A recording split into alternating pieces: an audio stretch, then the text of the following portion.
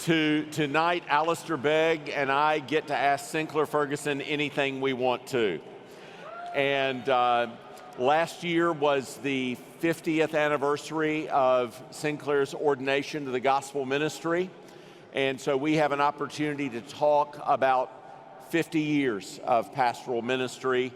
And I want to begin with one because part of your ministry was with the Banner of Truth and producing really wonderful books for pastors and Christians. And so one person asked the question, Ryan Matherly asked, if there was one pastor's biography to read for a young preacher or pastor, what would it be? Well, you know, they should read the Lloyd Jones biography. Which one? Well, they can read the 2-volume edition, or they can read the 1-volume edition. There's material in the 1-volume edition which came out later that isn't in the 2-volume edition. But by process of elimination, there's material in the 2-volume edition that isn't in the 1-volume edition. So they could read all 3 volumes.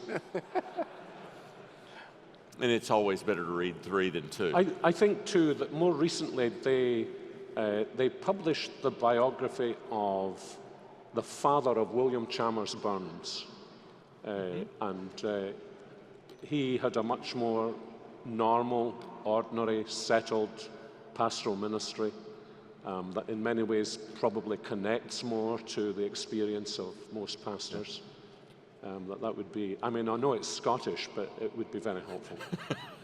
Now, you knew Dr. Lloyd Jones? Well, yeah, you tell him you've got a letter. I did know him. I mean, I didn't know him the way I know you, but he, in 1975, I was a minister on the most northerly island in the United Kingdom, had fairly deliberately gone there, and out of the blue, he wrote to me in 1975. I have lost this letter several times, and I found it again, so it's on my cell phone now. I was saying to Alistair earlier on, actually, he was a doctor, and that meant in Britain that his writing wasn't very good.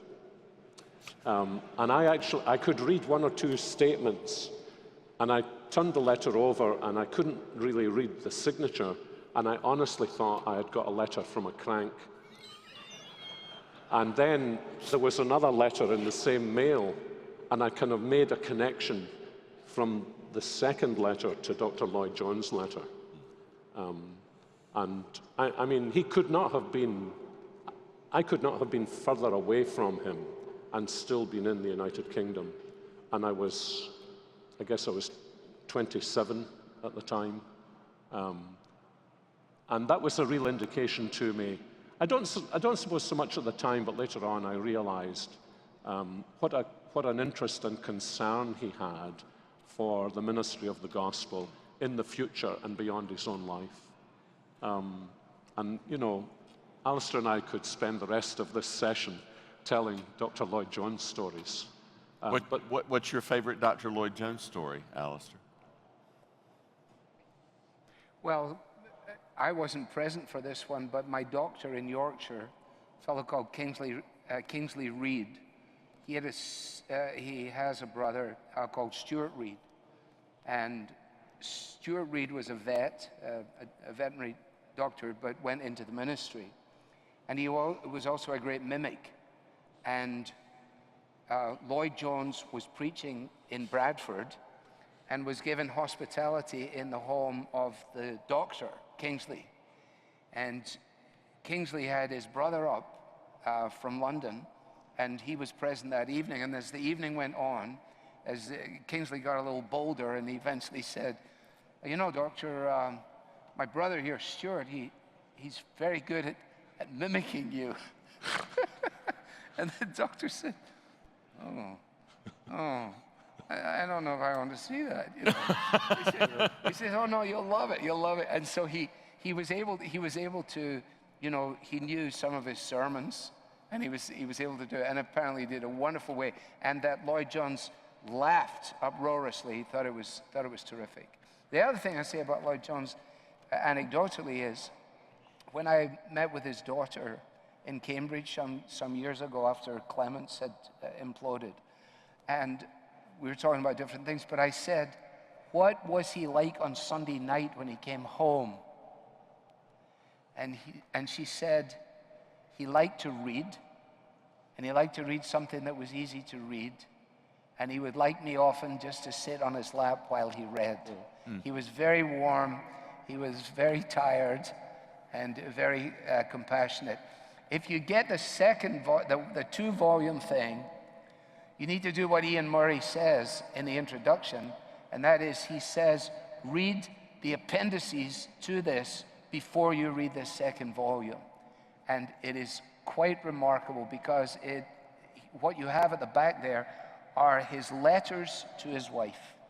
And he's just gone on board the ship to go to America or somewhere like that, and he writes, Dear Bethan, I feel as though, I wish tonight was the night that we were reunited, that I could sit and look into the eyes of the girls and talk with you. You got this amazing tenderness, that on the front of that book that I mentioned, What is an Evangelical? I mean, when I gave that to my elders years ago, because the picture is very austere, and I laid it out for them, everything in place, and they all came into the elders meeting, they picked it up and said, that's an evangelical, Yeah. But he was tender, wasn't he? I think I realized also just through my earliest contacts with him, or his earliest contact with me, that he was partly reaching out to me and he was partly testing me. I've often thought about the feeding of miracle in John's Gospel, how Jesus says, okay, you need to feed these people. But he knew what he was going to do all along, and he was just testing them. Yeah. And I think I had a series of tests which were kind of interesting. The first was the letter. Yeah. The second context, the letter, he was asking me to do something because of a pressure on his spirit.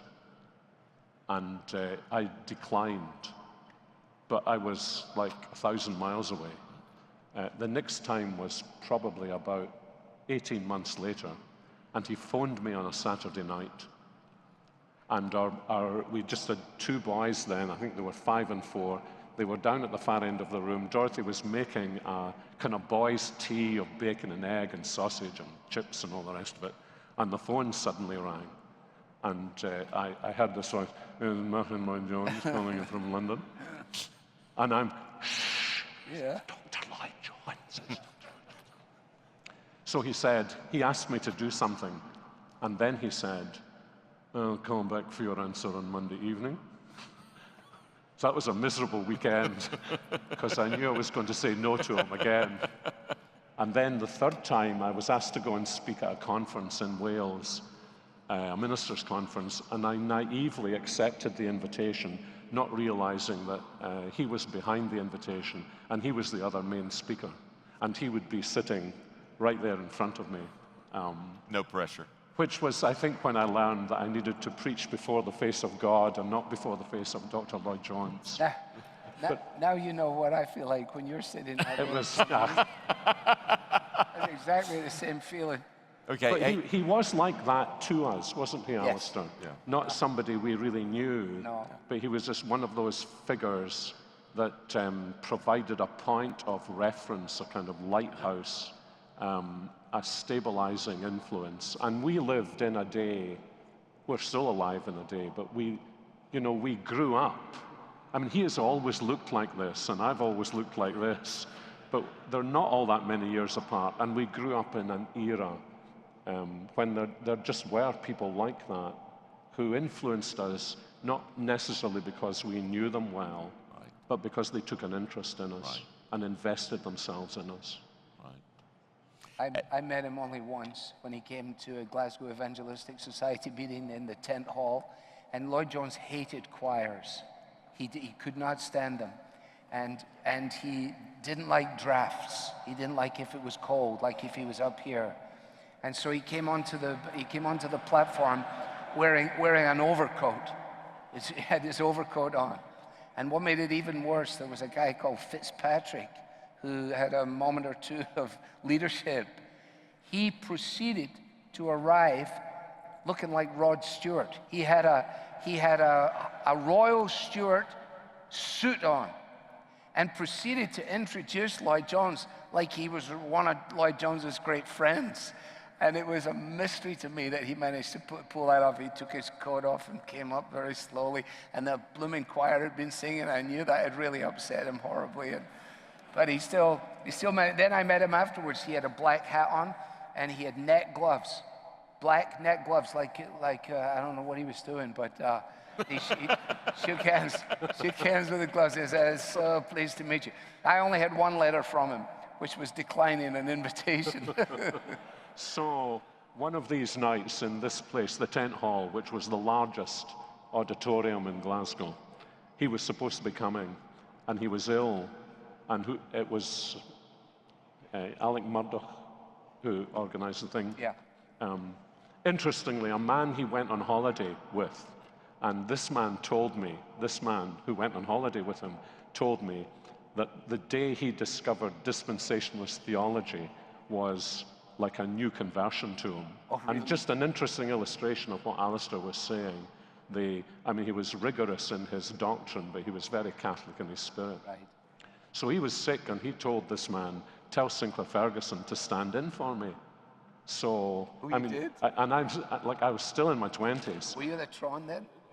No, I wasn't. Oh. I think I was in Dunfermline at the time. Really? And, you know, maybe 1,500 people that place would hold. And all the kind of evangelical notables were all arrayed on the platform. And you could see people looking along the platform and whispering, "Which one is Dr. Lloyd Jones?" And then the chairman gets up and he says, "We're really sorry that Dr. Lloyd Jones isn't here tonight, but we're absolutely delighted that Sinclair Ferguson is here tonight." And I thought, you and nobody else. Oh, it was one of my darker experiences. Alistair, HB was asking you about your notes and what you do in terms of notes for preaching. And this question is for my friend Dan Phillips, who is a pastor in Houston, Texas. He asks, "Sinclair, do you preach from a memorized outline, or from notes, or from headings, or half notes, or something else? Because you seldom seem to look at anything when you're preaching." That's just bad eyesight. Well, now at my advanced stage, I always have something with me, but I am not a native speaker. You know, it's not my natural mode of communication. I was educated to write to my teachers, not to speak.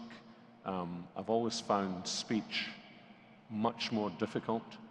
I'm okay when I'm with friends, but you know, I could rehearse 20 times the beginning of a conversation before I would begin it with somebody.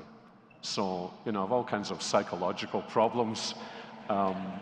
And so I've never been able to preach from a manuscript.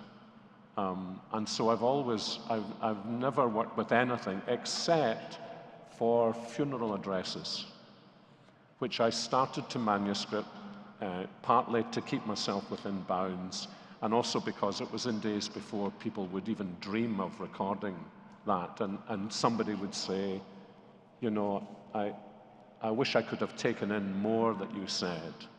And I could say to them, well, let me give you a copy. But it's just the way I'm wired, Ligon. And also because of the way my brain works, so that until it collapses, if I've gone down the road before, if I've driven down the road of my exposition, ordinarily I'm able to get down the road again. I may see new flowers on the way, but what I find is I'm editing as I go along. I'm usually chucking things out as I go along. So, you know, it's just my own, the way I've learned to function best myself. Lisa LaGeorge asks, how has God encouraged you through his people over the years? Oh, totally. I owe, first of all, I owe my conversion, I believe, to a small group of people in the church that I was sent to as a 9-year-old boy who prayed for me and in very gracious ways encouraged me to read the scriptures, to hear the message of the gospel. To people, I'm sure Alistair experiences this a lot. People, you know, I've known in the past will say to me when I meet them, I still pray for you every day. The encouragement of people to, I had an almost immediate experience of I'm being called to the ministry. It was kind of unusual event. Somebody asked a friend of mine, what are you going to do? He said, I'm going to be a minister. And it was just like everything was clear to me. That was all I knew. But I don't think I would have been able to proceed without the tremendous encouragement of others. And especially one or two ministers, obviously. Especially one minister or two.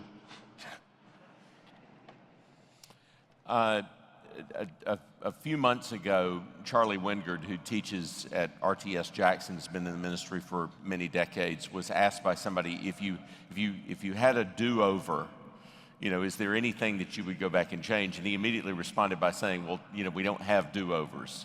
And then he said, but if I could go back, I would be more gentle in my ministry. Well, here's a question that comes. If you could go back and talk to yourself in your 20s and change one thing, what would it be? If I could change one thing.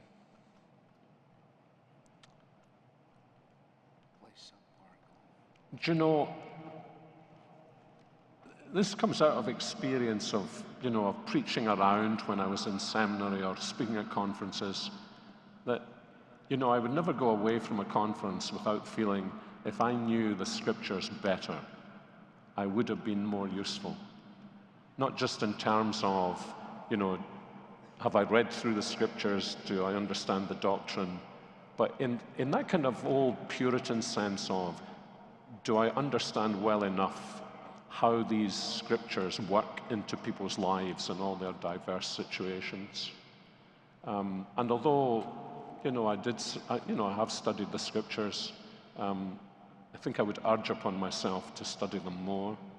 I'm not sure that's the only thing I would say, but that's certainly one of the things I would say. I think another thing I would say, although in my early 20s, I wouldn't have known what to do about this, would be to love people better, spend more time with older saints, and with the little people. Michael Wilburn asks, between patience and decisiveness, which has been more determinative in your 50 years of ministry?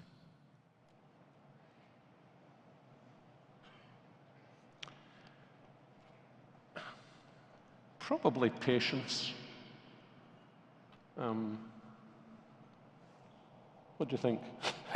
I don't know, I'm just soaking it all up here, you know. Yeah, I think, do you know, a big text for me really has been Paul saying to Timothy, you know, careful teaching and great patience, in 2 Timothy 4.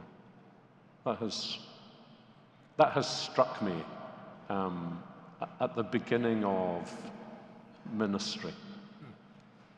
So I think so. That's good. Alistair, how about you? I was just looking for a quote here by Ian Murray, who talks about young men in looking at older men and wherever they've ended up, they're tempted to believe that they can, with one giant step, get to the place that those men have reached over a long series of sideways steps and onward steps and so on. And Jim Boyce, he would always say, you know, be careful when you're young. You tend to overestimate what you can accomplish in a year, and you underestimate what can be accomplished in 5. There's such a strange thing in the psyche of time as well. I mean, when you're at the stage, you know, every progressive decade that catches you up, it changes. There's less runway in front of you, and so you can't make plans that you can allow yourself the luxury of saying, well, this will eventually, you know, hopefully, you know, you got to be far more existential in what you're doing. And I think patience, patience with people rather than patience with myself. I'm an impatient person. I mean, when I left the church to come to America, the chairman of the board in his farewell speech said, and so Alistair came to us as a young man in a hurry, and he leaves us as a young man in a hurry. And I said, okay. I said, thank you for the encouragement. But I sat and listened to that, and I thought, well, you know, the fact is I am in a hurry. I am. And hopefully I'm in a hurry for the right things. But when you're in a hurry like that yourself, you tend to be impatient with people who don't see what it is you're saying, who don't understand why you're trying to do what you're doing. And so that works against you. I think the one thing I would say is I regret that it took me so long to realize that you don't drive your people from behind. You must lead them from the front. And somewhere along the line, I realized how hortatory my ministry was. Come on, you can do, come on. And I don't know who spoke to me or what happened, but I mean, I had like a denouement, you know, I had a moment where I said, oh, I got to cut this out. And suddenly then it changed and helped me immensely. And obviously, you know, because a congregation that has put up with you, in my case for almost 39 years now, is going to be a long-suffering congregation. But that's the beauty of it as well, because there's no pressure in preaching to my congregation beyond the normal pressure. It's not like coming here and doing this, because my people, I can't impress them or even disappoint them. I could disappoint them by letting them down, but, you know, because they know there's another one coming in the evening. They can discount the highs and the lows. And that's why I love pastoral ministry in that respect, because it keeps you humble, it keeps you honest, it keeps you studying, it keeps you fresh, because your people know what you said last week, and you better not be saying the same thing again.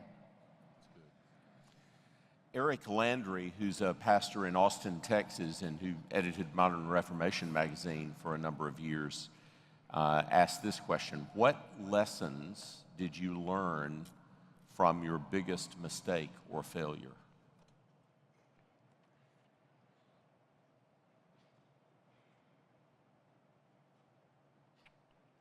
I could tell you one while you're thinking, because you'll come up with something good, right? Talking about impatience as well. So I'm in an elders meeting, a series of elders meetings. There's a gentleman in the meeting who, from one meeting to the next meeting, he's got an entirely different view on whatever we was talking about. And I suddenly realized he talks to his wife, and his wife influences him, and then he comes in here and does the thing. And so in a moment of something, I said to him, hey, I've got an idea. Why don't you quit coming to these meetings and just send your wife? I did. I said that to him. I said, because it's pretty obvious now that there's a standard pattern here. And I knew his wife. She was a very pushy lady. And so that went over like a lead balloon. It was like electricity went all around the room, you know. And someone else tries to pick the ball up, you know. I said, well, let's look at the scriptures or something. You know, it's like.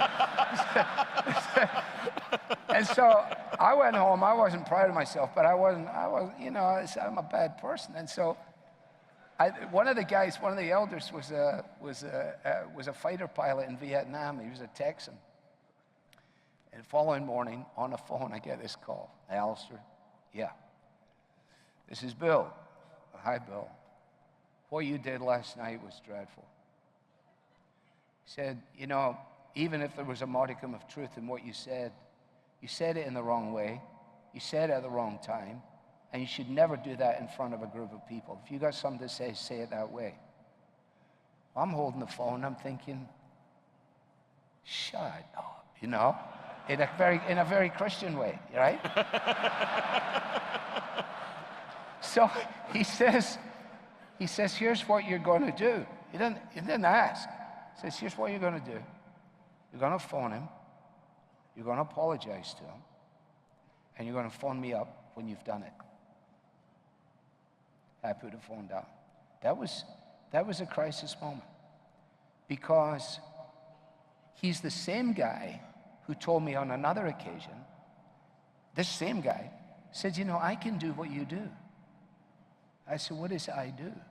He said, you stand behind a box and you talk. I said, do you really think that is what I do? He said, yeah, I do. So he wasn't exactly, you know, Melanchthon speaking to, yeah. So I wanted to tell him go and fly a kite, but I didn't, or go and fly a plane, but I didn't. I phoned a guy up and I told him exactly that. I said, I sinned my soul, I offended you, I did the whole thing. I did what the guy told me to do. And I phoned him up and I told him I did it. And he said, that's good. We'll go on from there. Well, that was a very important thing that happened to me because I have a lot of that in me. And sometimes when I feel myself about to go again, I go, no, wait a minute, that's going to be, he'll phone me up.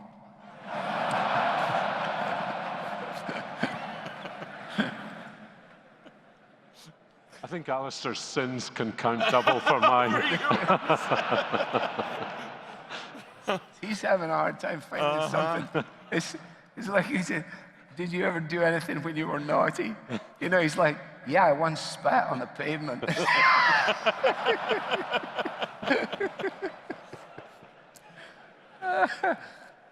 Daniel Kurtz. Oh, you got out of that one. Yeah. You did. You got out of that one. I'm going to go on to the next one. Daniel Kurtz asks, how have you maintained accountability? You've traveled a lot in ministry. You've been in a very prominent position as a theologian and as an author in the public eye. How have you maintained accountability? Marriage, children, and the best of friends. And the Word of God, that you're constantly in it. You know, I think sometimes ministers can overdo their vulnerability to sin because they're ministers. I recognize that Satan is going to attack those who are leading in the church and serving in the church. On the other hand, you know, there's nobody else in my congregation apart from the other pastors who could study the scriptures hours every week. And so I think we should never make the fact that we are ministers a kind of excuse for so we're especially vulnerable. I don't know about Alistair. We have never been, like Alistair and I are obviously very long-time friends, and we have other long-time friends, and we're not in an accountability group, which sometimes I think can be more of a formal reality than an organic reality. And I would say, you know, one of the great blessings of our lives is these organic relationships we've had with other brothers whose very lives and ministries stimulate us to be faithful, stimulate us to godliness. Because, you know, I think one of the great things about our friendships is that we see graces in our friends that we know are not so present in us, and that draws us out to seek that. And, you know, I think that those have been the big helps to me. I think the only thing I'd add to that, because that would be my answer right down the line, and the same thing with the friendships, you know, in my study, you know, you're there, Alec Mattia is there, Eric Alexander is there. Dick Lucas is there. John Stott is there. And they're all watching me. And in the sense that every so often when I say, I think I'll just stop studying, and I look over on the right-hand side and there's a picture taken in Birmingham, Alabama of Alec Mattia in somebody's house, and he's got a cardigan on, and he's just working on whatever he's working on. And I say, oh, well, maybe I'll stay another hour. And I'll tell you one other thing as well. When I watch the guys that have collapsed, even the ones in accountability groups, it's because they are the unhappy recipients of adulation. Of adulation, not affection. My congregation loves me even though I am who I am. They do not adulate me. My wife loves me. No adulation. Adulation will kill you because you'll start to smell that stuff. And the day you start believing that, you're on your way. And that's where there's something about, in the providence of God, all these factors feed in, don't they, to who we are and what we are. But I mean, especially in America, I hope nobody was offended by my thing about the presents and everything. But I mean, when I think about stuff, I've got a Snickers bar for you. Well, the reason I said Snickers was because I wanted a Snickers bar from a fellow in there, and I went to get it afterwards, and he'd eaten it himself. But yeah, I'm done with that. That's fine. Yeah. You know, I think another thing has been friendships with our elders. Yes. And the building up of the sense, which to me is very central in the New Testament, that in essence the church is the family, and that we have family relationships with one another. Brother. Okay, this question's a little cheeky, but it might be fun. I'll ask it to both of you. Chuck Murphy asks, what book have you read that afterwards you would tell others, don't waste your time? Don't say one of my books. Well, I know the answer to this. So we're at a conference somewhere in the United States, and he says, Sinclair, he says, I've just got this copy of what I think is your best book. And we had a mutual friend who was the general manager of the Banner of Truth Trust, and had sneaked him this book. So I go along to his room to see what Alistair thinks is my best book, and he's got the printer's dummy. So the covers are on the book, but all of the pages are blank. That's the book. Don't waste your time. Don't waste your time. I think too many. This isn't answering the question, but it often crosses my mind just because of the amount of preaching you can hear, or watch on whatever these days. One thing I think I noticed among younger men with whom I was associated was that they would read the books that the men they admired were quoting. And I used to say to them, I'm sounding like an old man now, but I used to say to them, those are not the books that made that man's ministry. What you need to find is the books that he was reading when he was your age, because those are the books that made his ministry. And you don't get the root built by just reading what is the flowers, at the end of 30 years of ministry. And I think that's a very important issue. And both Alistair and I think, were privileged to know men. I mean, I remember when I was a student, one day I was with Eric Alexander, and he took me round his library and said, buy it, forget about it, sell your shirt to get it. Every single book in his library. To a teenager or 20 or whatever I was, that was a tremendous start through the maze of literature that has become available to us since the 1960s. You look like you have a thought brewing. Well, no, all I was going to say was I don't know what the answer to that would be, but I'm trying to encourage younger men to read far more diversely than they do.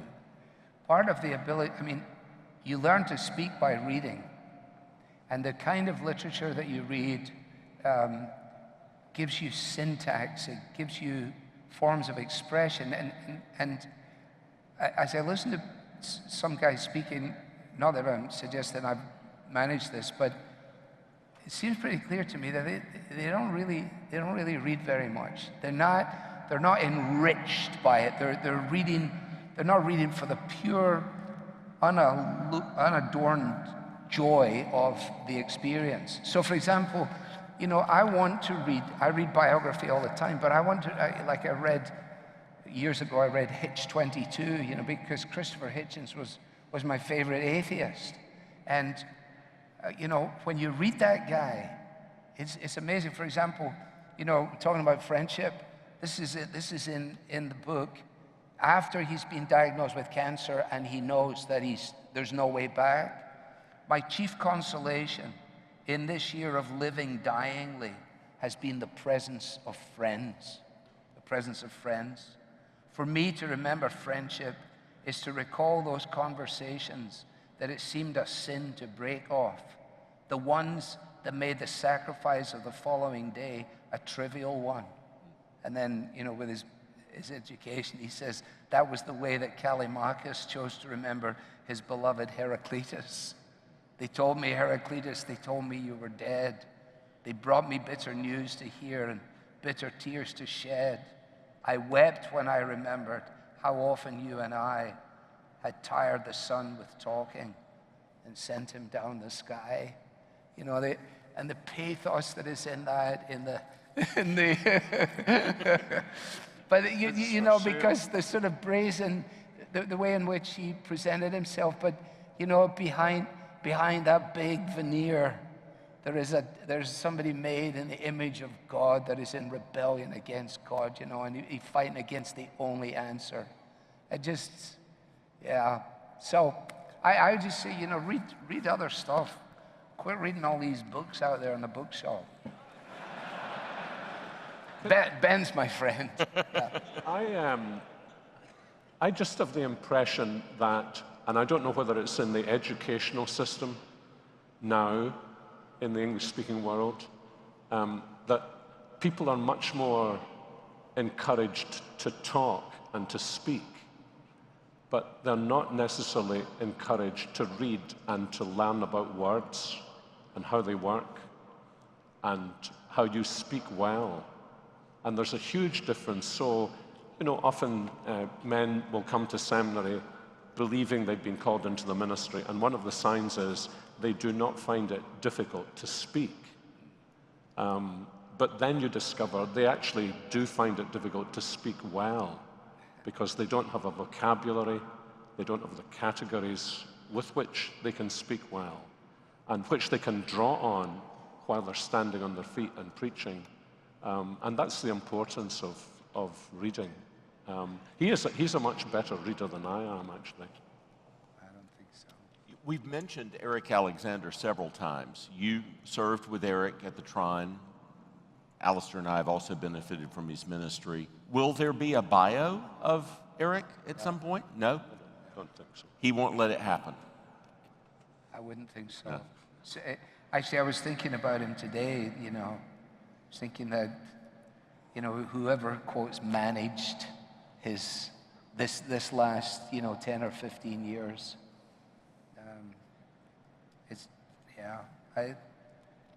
it's an interesting thing, even the way that he finished in his ministry. You know, he finished very abruptly, finished without any kind of approbation or affirmation, didn't want anything. I understand the perspective of that, but you know, that denies to others who have loved you and benefited from you the opportunity, because there's a grace in receiving as well as in giving. And but he talked about getting a phone call. When he would phone me up, I would do the same thing because he has that deep voice. And Sue, my wife, would know if it was he who had phoned me up because my my voice would go up about an octave. It's like, oh yes, It's like, wait, let me try that again. Yes, yeah. It's Eric Alexander. Whoa. He was one of the slowest guys. He only needed about 15 minutes of material to preach for 45 minutes because of his pace. No, I don't mean that as a criticism. I'm saying we talk about ordered approach, and he could do like an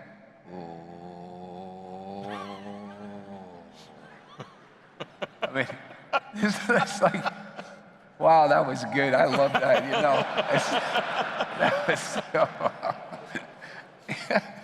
Is this bad?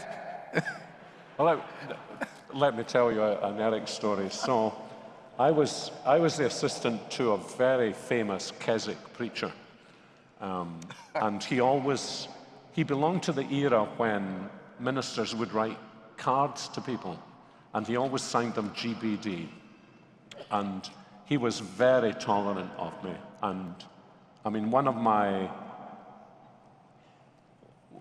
happinesses lies in the fact that I actually preached his funeral sermon. So despite whatever differences there might have been theologically, you know, he loved me and cared for me. And he was doing a series on the last things in the church. And he came to the millennium. I had no idea what he believed about the millennium. Nobody in Scotland ever asked you what you believed about the millennium. And so he gave 3 views, and then he committed himself to one. And there was this lovely lady whom I knew he had helped quite a bit, and therefore I knew she would have had a lot of these cards signed GBD. And she came up to me, she said, "Sinclair, do you take his view?" And I'm thinking, the last thing you ever ask the boy is, do you share the view of his boss? So I'm trying to take the line of least resistance. But do you take his view? Eventually I thought, I better man up here. So I said, well, I take one of the other views. And she kind of went on and on and on about GBD. And so I said to her, this is like one of your errors in ministry. I said, mentioned her name, I said, you need to remember it's GBD and not GOD. Oh, wow. Whoa. Oh, yeah. So. That was worse than mine.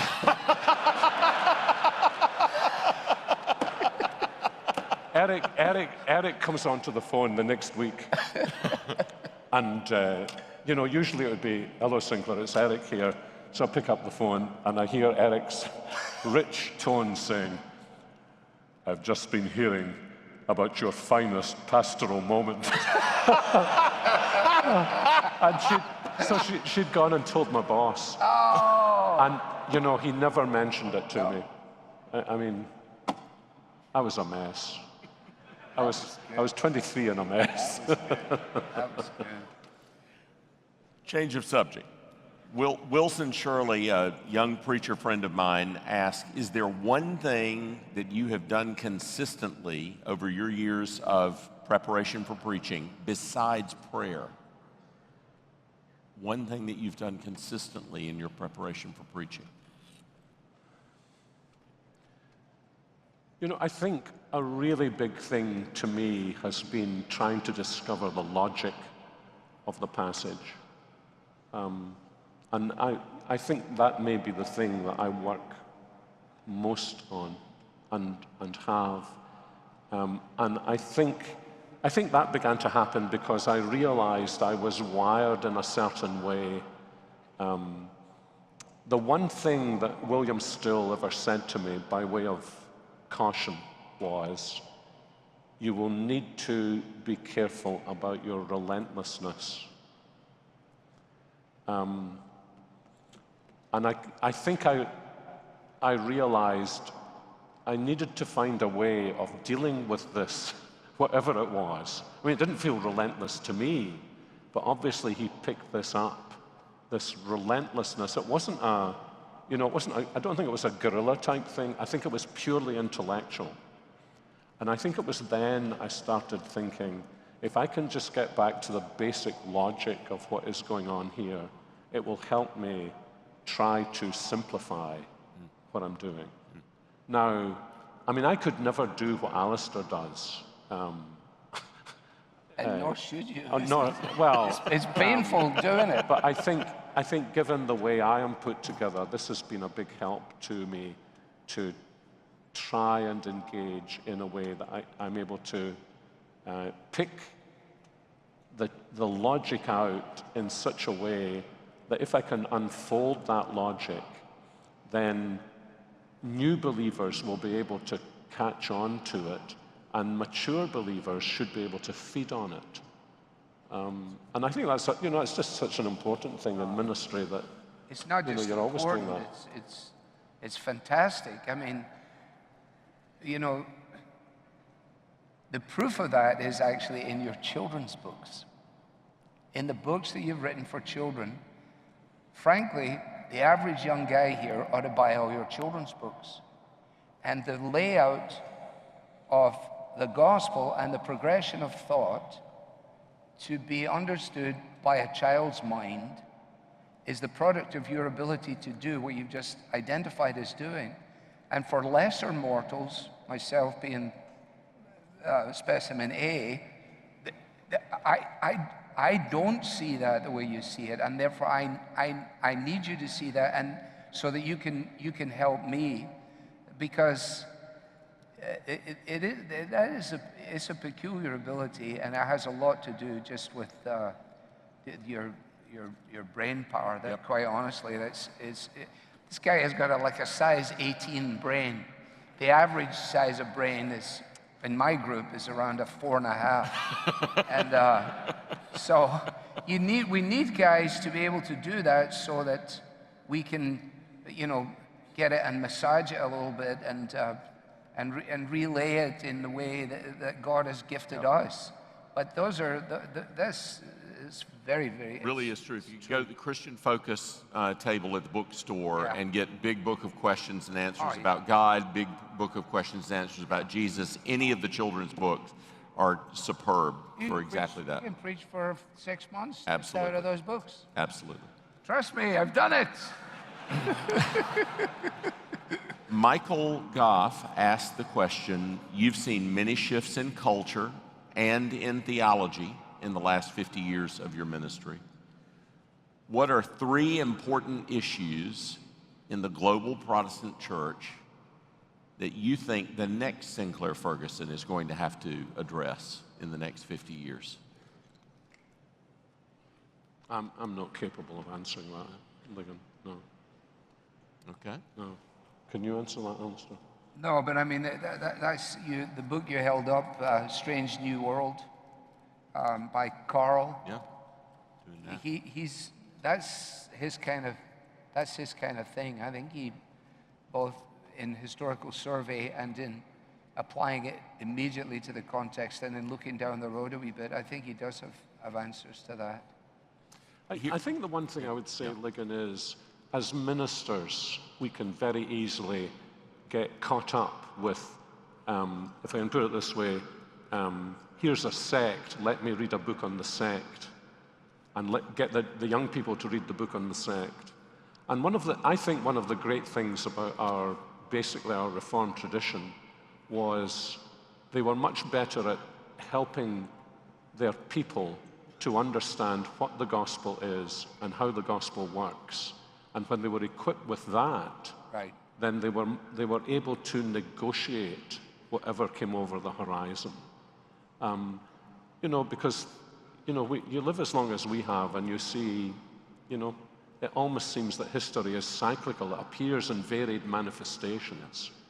But if you've got the root of the matter, if you're really well instructed in Scripture, if you've got the Velcro strips of Scripture, then I think there is nothing you can't negotiate. You don't need to know everything about everything to know something about everything and something about everyone. And for example, that's the glory, as it were, of Romans 1:18 to 32 when we're speaking to people who aren't Christians. We know they are suppressing the truth in their unrighteousness. they are denying it. And so whatever our capacity is, we're always looking for those loose threads that show that they cannot live consistently in God's world, denying God's existence. And that inconsistency will show, and so we begin to pull. And I think it's easy for us. I also think this is true for ministers. Now, maybe I have a kind of distinctive view of what the ministry and the church is actually for. But it concerns me when ministers assume that they are the spokesman of Christians on every conceivable subject. Because you've congregations who have expertise that you don't. And, you know, I would see my main task as feeding and equipping them with biblical ways of thinking that will enable them to engage as, you know, I mean, you and I know people in the church in Colombia, very high level intellectual capacity, and I would never regard it as my task to teach, you know, it'd be teaching your granny to suck eggs. But what they appreciate is that they are more and more thinking through the lenses of Scripture about everything. Yeah. Alistair ended his message with a warning and an encouragement. Do you have a warning or an encouragement for us tonight as we close?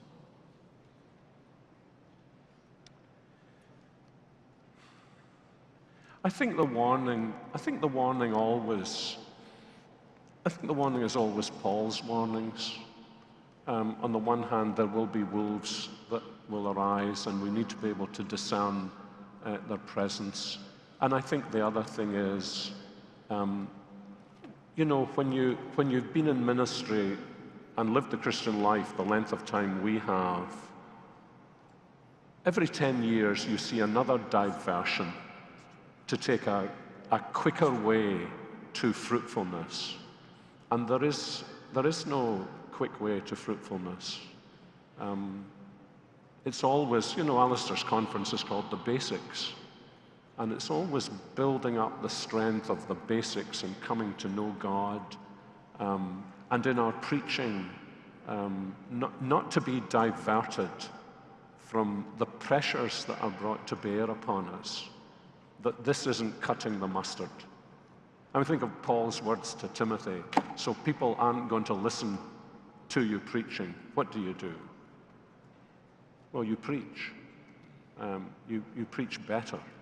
You seek the power of the Spirit in your preaching because that is the instrument. And don't be diverted from that. And there are people who will divert you. And often, I remember being at a conference when a young man I knew when I was a young man stood up and he said, preaching isn't cutting the ice any longer.